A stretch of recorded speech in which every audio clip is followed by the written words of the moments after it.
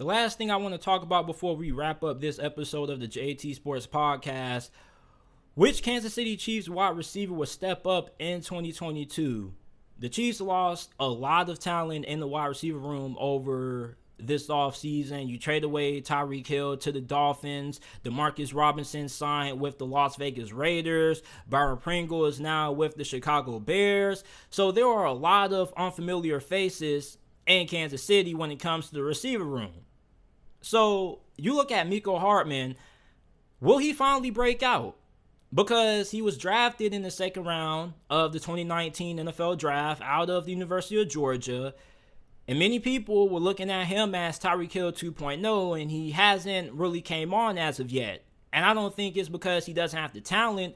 I simply think it's because he hasn't gotten the volume. If Mecole Hardman can get the same amount of targets as Tyreek Hill was able to get, 140 plus or something like that, I think Mecole Hardman is going to end up having a Pro Bowl caliber season. Last year, he was pretty good. 59 receptions, 693 receiving yards, 2 touchdowns. He was averaging 11.7 yards per reception.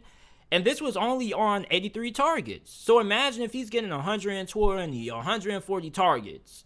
I don't see no reason why Mecole Hardman shouldn't be a Pro Bowler. Then you signed JuJu Smith-Schuster to a 1-year deal worth $10.75 million. He only played in 5 games with the Steelers last year before he got injured. But as a Steeler fan, despite his TikTok antics and whatnot, you're getting one of the best slot receivers in the game. And I was a little bit hurt that JuJu Smith-Schuster ended up having to go elsewhere. I kind of already saw the writing on the wall. But I love JuJu as a Steeler. He has really good hands. He came up really big. If you're looking for a reliable third down option, JuJu Smith-Schuster is going to be the wide receiver who Patrick Mahomes is going to be looking to outside of Travis Kelce. JuJu Smith-Schuster is going to be your safety blanket. He has really strong hands, and also he's really hard to bring down after the catch. JuJu Smith-Schuster is a pretty big wide receiver. He's also very physical. He's really good when it comes to run blocking.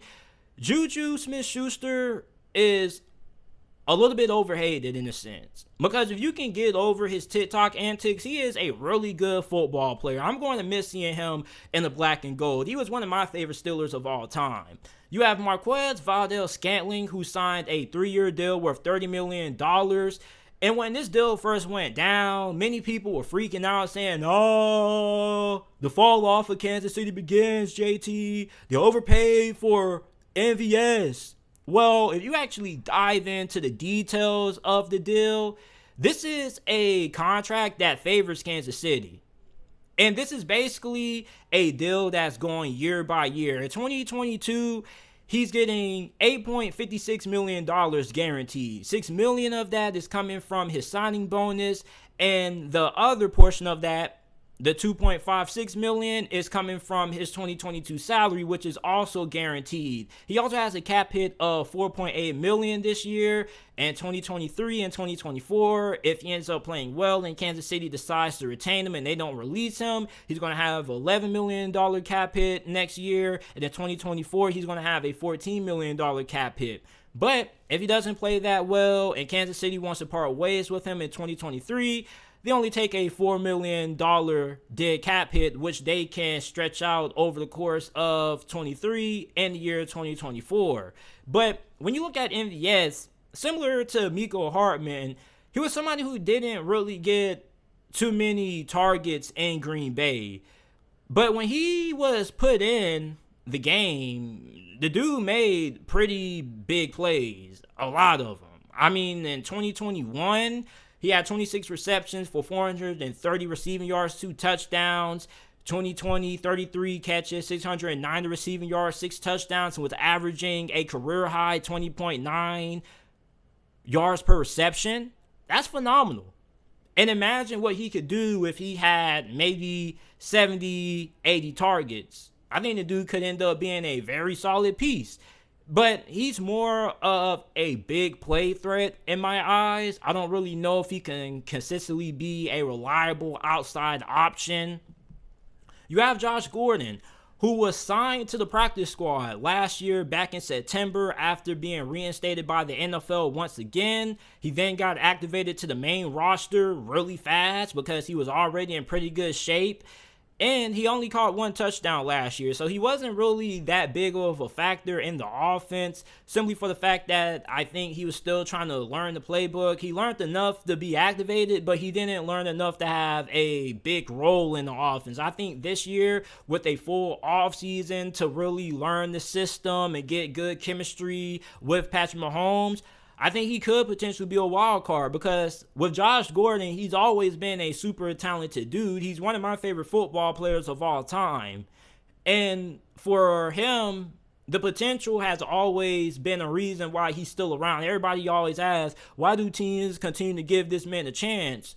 Because the dude is a freak. He has phenomenal size. He's super fast and smooth. I've never seen a wide receiver of Josh Gordon's size and weight run that smooth as routes as he does.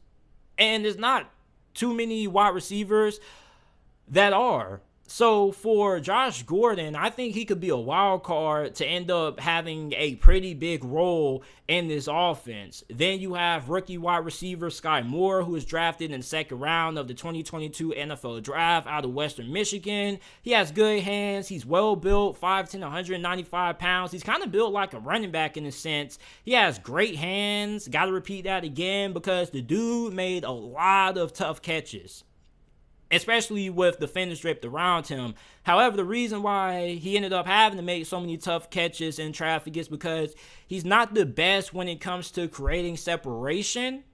And if you don't even got to watch a game to see that. You just go and watch Skyy Moore, Western Michigan highlights from last year. You're going to see on a lot of his catches, the defenders are still draped all over him.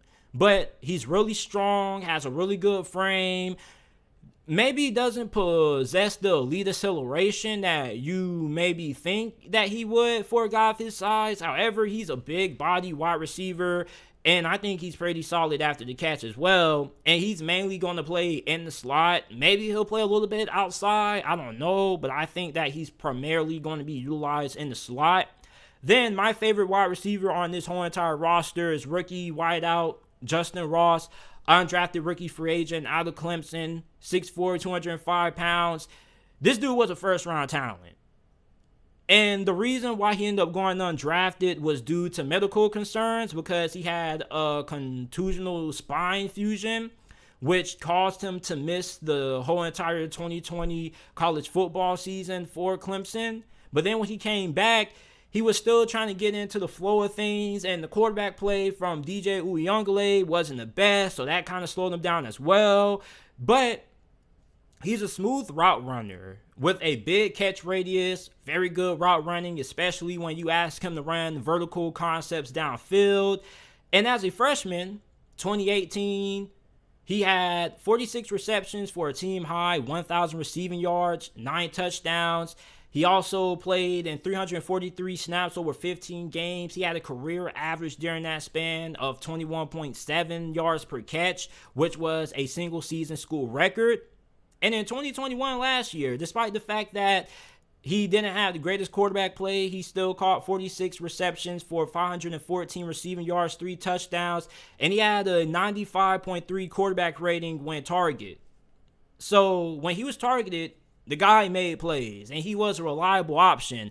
And I think as long as he's able to stay healthy, I wouldn't be surprised if he ends up starting right away, because you don't normally see undrafted rookie free agents start that often. But James Robinson did it, running back for the Jacksonville Jaguars not too long ago.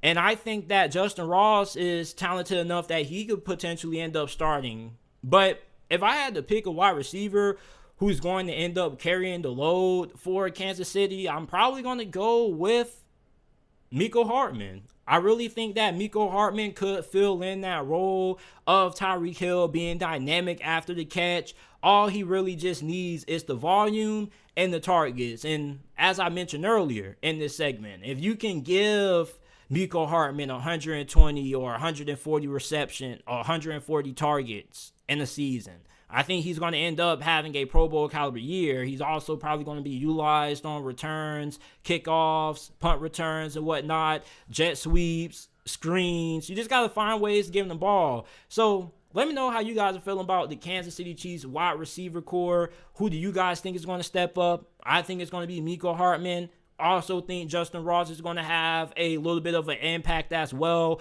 I expect him to make the roster. I'm willing to bet money he makes the roster. And if he can stay healthy, I wouldn't be surprised if we end up seeing Justyn Ross starting sooner rather than later over a guy like MVS or whatnot. Because what Justyn Ross brings to Kansas City is really a steal. Because I don't care what the other scouting websites say. You have to judge Justyn Ross based off his 2019 film, because that's when he was at his best. Last year, he wasn't at his best, and he was still the best wide receiver on Clemson's roster, and he was still balling out. So imagine what he's going to do now when he's able to really get back into the way of the game, because last year he was still coming back, still trying to get back to 100%. He was still trying to recover in a sense.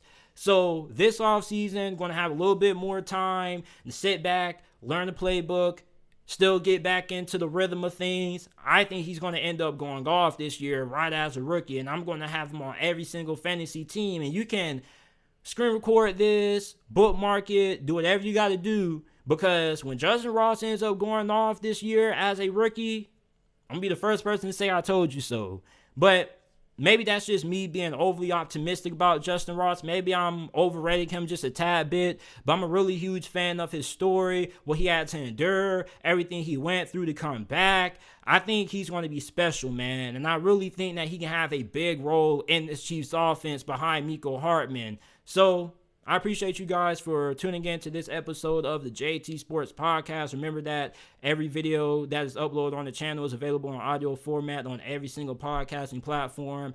Apple Podcasts, Google Podcasts, Spotify Podcasts, wherever you get your podcasts from, the JT Sports Podcast is available. I appreciate you guys for listening to this episode, and I will see you guys shortly with another episode of the JT Sports Podcast.